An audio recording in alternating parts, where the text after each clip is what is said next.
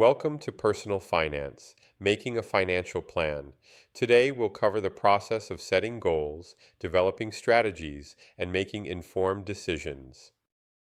Financial planning is about creating a roadmap for achieving life goals while managing risks, understanding your financial situation, and setting realistic goals.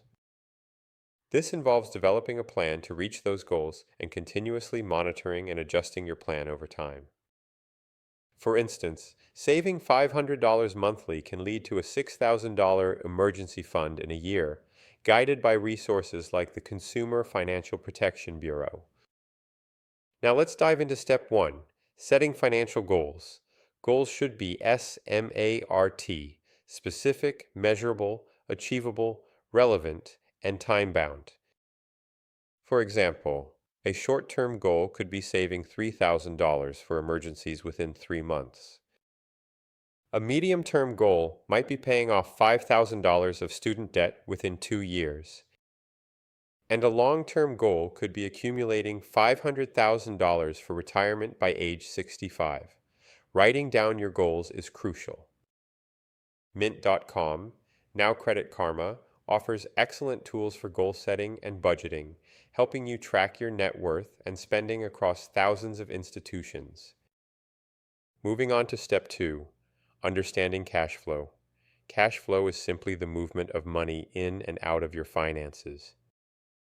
Positive cash flow means you earn more than you spend. For example, if your monthly income is $2,500 and expenses are $1,800, you have a positive $700 surplus. If your cash flow is negative, you need to either increase income or reduce expenses. Budget templates from sites like NerdWallet can help. It's crucial to build an emergency fund to protect against unexpected expenses like medical bills or job loss. Credit card debt often carries high interest rates, typically 15 to 25% APR. Reducing this debt is one of the most impactful financial moves you can make. Debt.org provides guides on repayment strategies, including the avalanche and snowball methods. Now for step 3, building an emergency fund and paying down debt. Aim for $6,000 to $12,000, covering 3 to 6 months of expenses. You can start small, even saving $500 a week over 12 weeks to reach $6,000. Consistency is key. For debt, the avalanche method prioritizes paying off the highest interest rate first, saving you money in the long run.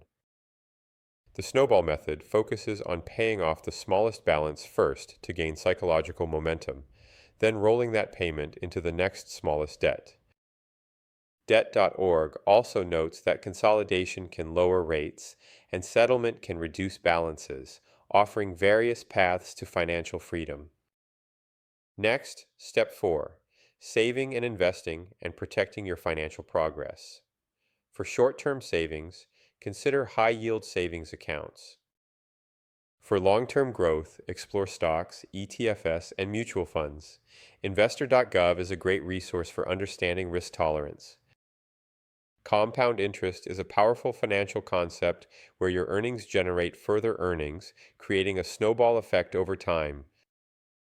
It means you earn interest not only on your initial investment, but also on the accumulated interest from previous periods. Starting early allows your money more time to grow exponentially, making it a crucial tool for long-term wealth building. Compound interest calculation uses the formula future value equals present value times 1 plus the rate, raised to the power of the number of periods. Protecting your financial progress also involves insurance, legal documents, and cybersecurity. Think home, auto, renters, and identity theft insurance. Finally, step 5, review and update your plan. Financial plans are not static, they need regular attention. Review your plan quarterly or after significant life events like a new job, marriage, or moving. Adjust your budget, rebalance investments, and update your goals if circumstances change. MyCreditUnion.gov offers helpful resources and checklists. Remember, financial planning is a continuous journey. Start today to build a secure financial future.